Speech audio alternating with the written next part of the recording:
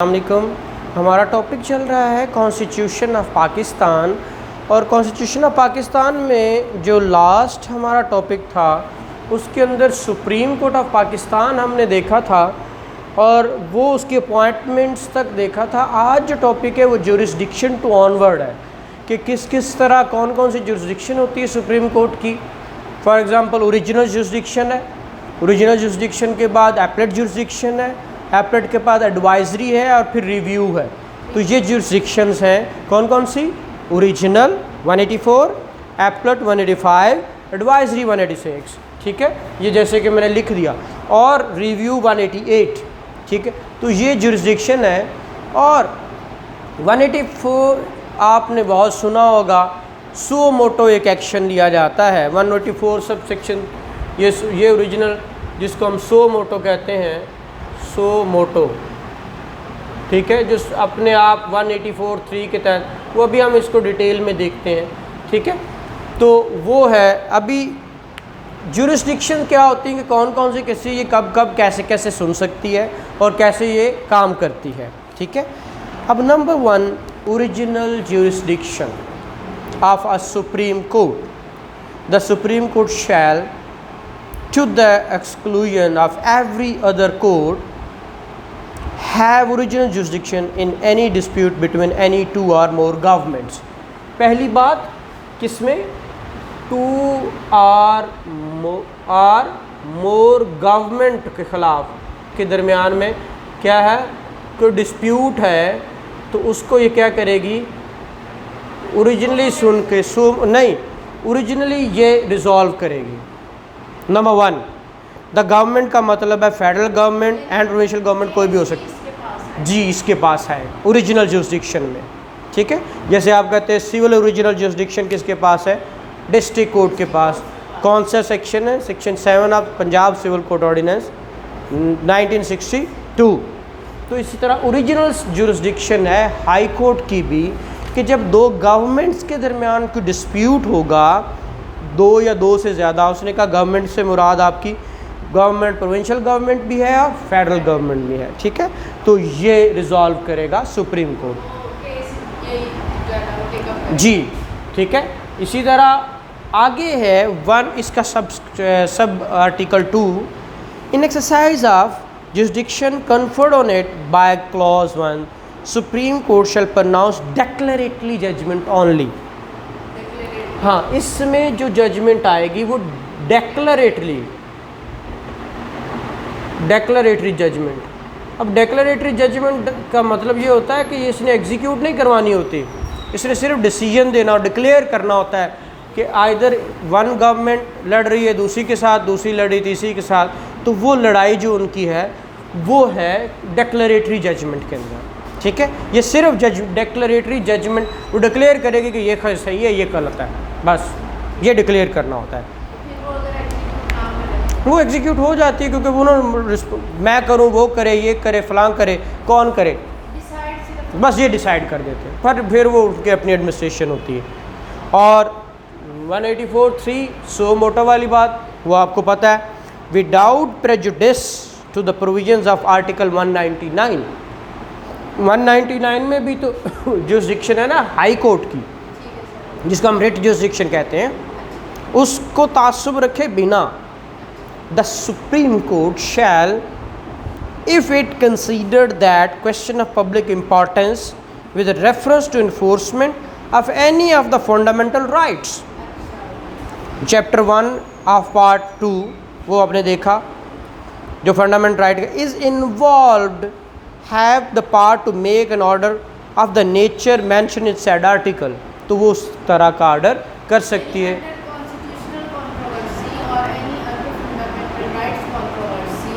Public importance का कोई matter होगा, ठीक है, वो यहाँ पे तो नहीं लिखा हुआ, वो उनकी मर्ज़ी है। ठीक है, वो और इसके रूल्स भी तो हैं पार्लियामेंट के भी, उसके थ्रू शायद आए। आगे जी एपलेट ज्यूरिसडिक्शन, यहाँ तक थी ओरिजिनल ज्यूरिसडिक्शन। 2 और मोर गवर्नमेंट्स का डिस्प्यूट है तो ये डेक्लेरेटरी जजमेंट पास कर सकते हैं। हाँ, और फिर सो मोटो है। 2 बातें इसमें बताई गई। हाँ हाँ, पहली बात उसने कहा उसने कहा क्या, सुमोटो कब लेगी, पब्लिक इम्पोर्टेंस और ऑफ फंडामेंटल राइट्स। जैसे किसी हॉस्पिटल वगैरह में से सुनने में आता है कि सुप्रीम कोर्ट ने स्लो मोटर एक्शन लेकर, हाँ वो फंडामेंटल राइट्स ही ना, बेसिक नेसेसिटी है, right to life and liberty, तो वो इसमें आएगा। ठीक है, अब नेक्स्ट है जी एपलेट जुरिसडिक्शन, मोस्ट इंपॉर्टेंट है, इसको गौर से देखिएगा। इसके अंदर दो चीज़ें हैं, एक डायरेक्ट अपील होती है और एक लीव टू अपील होती है। मतलब डायरेक्ट अपील भी सुप्रीम कोर्ट में जाती हैं, लेकिन ज़्यादातर सिनेरियोज़ में पहले इजाज़त लेनी पड़ती है कोर्ट से, फिर उसको लीव टू अपील होता है, वो दाखिल करना पड़ता है। अगर वो लीव एक्सेप्ट हो तो देन वो सुनी जाती है।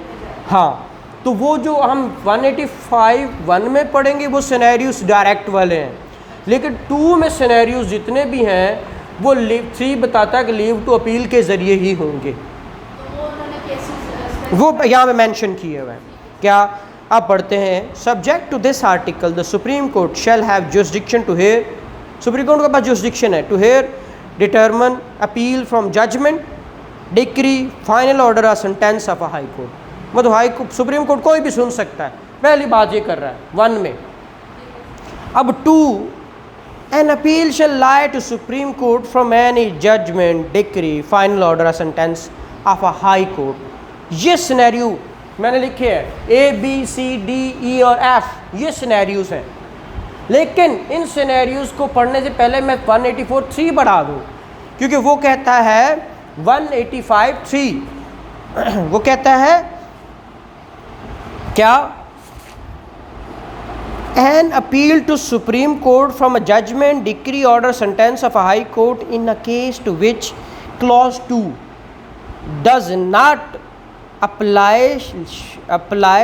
shall lie only if the Supreme Court grants leave to appeal। यानी कि ये जो सिनेरियोज़ हैं वो भी बताता हूँ, सिनेरियोज़ क्या क्या हैं। ये सिनेरियोज़ हैं, उसने कहा इनके अलावा does not apply shall lie an appeal to Supreme Court from a judgment, decree, order, sentence of High Court in a case to which clause 2, जो क्लास 2 में नहीं, इन सिनेरियोज़ में अगर नहीं, ये सिनेरियोज़ है तो अपील होगी, अगर इन सिनेरियोज़ में नहीं तो फिर क्या होगा, does not apply, shall lie only if leave to appeal होगी। अब ये 2 वाले सिनेरियोज़ के अलावा अगर होगी तो फिर वो क्या होगी, हाँ, अदरवाइज ये आप डायरेक्टली कर सकते हैं, अपील में जा सकते हैं। फाइनल ऑर्डर हाई कोर्ट, तो फिर उसके आप सुप्रीम कोर्ट जा सकते हैं, लेकिन इन सिनेरियोज़ के अलावा होगा तो फिर लीव टू अपील है। ठीक है, हाँ जी। अब हम वो सिनेरियोज़ पढ़ते हैं कौन कौन से हैं। Number A, if high court has on appeal reversed an order of acquittal of an accused person and sentence him to death. Reverse करे, पहले सपोज हो गया था एक्विट, डेथ में जी, और या ट्रांसपोर्टेशन फॉर लाइफ और इम्प्रिजमेंट फॉर लाइफ में चेंज कर दे। ऑन रिवीजन, जो आपको पता है रिवीजन में ऐसा होता है ना, जब रिवीजन नीचे हाई कोर्ट पढ़ेंगे, has enhanced a sentence to a sentence aforesaid, या बढ़ा के उसको डेथ कर दे या लाइफ कर दे, तो फिर क्या होगा, उसकी अपील सुप्रीम कोर्ट में जाएगी। ठीक है, number 1। Number 2, if the high court has withdrawn from trial before itself, कोई नीचे कर रहा था ट्रायल, हाई कोर्ट ने क्या किया, वहाँ से विड्रॉ करके अपने सबऑर्डिनेट से, try itself subordinate to it and has in such trial convicted the accused person and sentence him as a aforesaid, उसको सदाए मौत दे देता है या लाइफ दे देता है, तो इस सूरत में भी क्या होगी, सुप्रीम कोर्ट होगी। नंबर सी कहता है, if the high court has impose any punishment on any person for contempt of the high court, अगर कंटेम्प्ट ऑफ हाई कोर्ट में उसने कुछ सज़ा दे दी है तो फिर भी क्या होगी, अपील टू सुप्रीम कोर्ट होगी। Number D, if the amount और value of the subject matter of the dispute in the court of first instance was and also in dispute in appeal is not less 50,000 rupees or such other sum as aforesaid specified on behalf of by act of Majlis Shura parliament. मतलब मैंने law लिखा तो मजलिस Shura parliament का मतलब भी law ही होता है, जो एक्ट ऑफ मजलिस शूरा लॉ ही बनता है ना, वो कोई कानून बनता है, उससे या तो 50,000 से कम ना हो। 50,000 से कम वाली अपील कहाँ सुप्रीम कोर्ट जाए भाई, ठीक है, या वो अमाउंट जो कोई एक्ट आ जाए, कोई लॉ आ जाए, वो बताए कि इस अमाउंट से कम तो ऊपर जा ही नहीं सकती अपील। तो ऐसी सूरत में हाई कोर्ट के केस में वैल्यू अमाउंट देखनी, हाँ नहीं जाएंगे, वो लीव टू अपील के लिए फिर जाएंगे हम, ठीक है। एंड द जजमेंट डिक्री जी जी जी, तो मैं तो यही अदर देन कह रहा हूँ, अगर ये नहीं तो फिर तो डेफिनेटली हाँ, ये है तो लीव टू अपील नहीं है, ये सिनेरियोज हैं तो लीव टू अपील नहीं है। हाँ अच्छा, अगर नॉट लेस देन 50,000 या कोई अदर अमाउंट है, मतलब 50,000 इन्होंने लिखा है, अगर इस पार्लियामेंट सपोज कहती 2 लाख से कम की अपील आप हाई सुप्रीम कोर्ट में नहीं जाएगी, नहीं जाएगी, लेकिन वो फिर भी जाना चाहता है तो फिर क्या लीव टू अपील करे, ये कह रहा हूँ, ठीक है। और उसमें क्या हो, एंड द जजमेंट डिक्री और final order appeal from has varied or set aside the judgment decree और final order of the court immediately below. High court ने उस जजमेंट को वेरी किया है या उसको क्या किया है, सेट असाइड कर दिया है, अमाउंट उसकी इससे कम ना हो तो फिर अपील हो सकती है। और इसी तरह ई के अंदर कहता है, इफ़ द जजमेंट डिक्री और फाइनल ऑर्डर इन्वॉल्व्स डायरेक्टली और इनडायरेक्टली सम क्लेम और question respecting property of the like amount or value and the judgment decree or final order appealed from has varied or set aside the judgment decree or final order of the court immediately before below। वो कह रहा है ऐसे ही कोई भी judgement इसमें directly या indirectly property का क्लेम था तो वो उसने क्या किया, हाई कोर्ट ने, हाँ, तो फिर भी उसका क्या होगा, सुप्रीम कोर्ट में अपील होगी, ठीक है। और number last, if the high court certifies that the case involve a substantial question of law है इसके अंदर as to interpretation of constitution, जैसे अभी आप देख रहे थे 63A का मामला था, ठीक है, लॉ के अंदर, इंटरप्रिटेशन के अंदर, तो फिर वो 185 के तहत appellate court as a supreme court में अपील कर सकते हैं। और 84(3) आपने पढ़ लिया, अगर इन सिनेरियोज के अलावा है और अपील करना चाहते हो तो पहले लीव टू अपील ग्रांट की जाएगी, देन अपील होगी। इसी तरह नेक्स्ट है जी एडवाइजरी। अब किसी भी प्रेसिडेंट को नीचे कोई रोला पड़ जाता है, वो कहता है मुझे समझ नहीं आ रही, ये पब्लिक इंपॉर्टेंस का एक मैटर है, मुझे समझ नहीं आ रही क्या करो, तो ये एडवाइस मांग सकता है सुप्रीम कोर्ट से प्रेसिडेंट। तो कहता है if at any time the president consider that it is desirable to obtain the opinion of the Supreme Court on the question of law which he considered the public importance, he may refer the question to the Supreme Court for consideration. The Supreme Court shall consider a question so referred and report its opinion on the question to the President. वो उसको फिर report कर देगा। फिर supreme court cases transfer भी कर सकता है, वो 185(6)A है, कहता है द सुप्रीम कोर्ट में if it considered it expedient to do so in the interest of justice, transfer any case, appeal or other proceeding pending before any high court to other high court। तो वो 185(6)A है, ठीक है, जो कि ये 1985 में इन्होंने ऐड किया था। अच्छा, फिर है issue and execution of process of supreme court. Supreme court का जो इशू किया जाता है प्रोसेस, ठीक है, वो किस तरह इशू होगा, मतलब किसी को बुलाना है, भेजना है, वो सारी बातें वो 187 के तहत होगा। कहते हैं सब्जेक्ट टू क्लॉज 2 और 175, वो 75 पीछे 2 देखा, जुरिस्डिक्शन वाली बात। Supreme court shall have power to issue such directions, orders और decrees as may be necessary for doing complete justice in any case, मतलब ये भी डिग्री पास कर सकता है, ये भी जजमेंट पास कर सकता है and matter pending before it including an order for purpose of securing the attendance of any person, उसको बुलवा भी सकता है, और to discovery of production of any document भी बुलवा सकता है। वो सारा प्रोसीजर हाँ, जो करते हैं नीचे वो भी यहाँ से, जी जी जी। Any such direction, order or decree shall be enforceable throughout Pakistan। Enforce होगी ना, एग्जीक्यूट की बात कर रहा है, ठीक है। Throughout the Pakistan and shall where it to be executed in a province or a territory or an area not forming part of the province but within the jurisdiction of High Court of the province be executed as if it had been issued by the High Court of the province। मतलब अगर कोई area जहाँ जहाँ पे भी है तो वो अगर ये कोई इशू प्रोसेस करता है, कोई डायरेक्शन देता है, तो वो जहाँ कहीं भी है, ऐसे ही जैसे वो सुप्रीम हाई कोर्ट की है जुरिस्डिक्शन, इसकी भी होगी। हाँ, ऑल ओवर द जी जी जी। और आगे है जी रिव्यू, अपनी जजमेंट को रिव्यू भी किया जा सकता है।